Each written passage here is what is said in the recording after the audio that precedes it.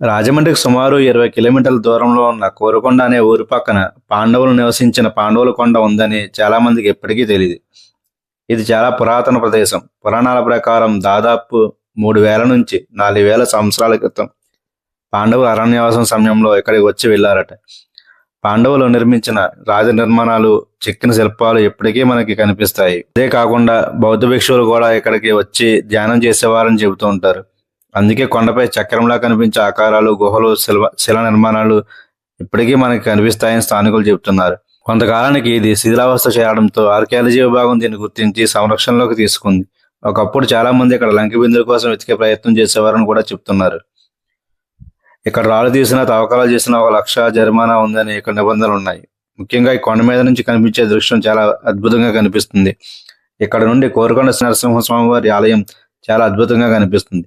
కాబట్టి కోరుకొండ పాండవుల కొండ ఎవరైనా వెళ్ళి చూడకపోతే తప్పనిసరిగా వెళ్ళి చూడండి. వీడియో నచ్చినట్లయితే లైక్, షేర్, కామెంట్ చేయండి. ఇంకా ఈ పేజ్ని ఫాలో చేయండి. Thank you.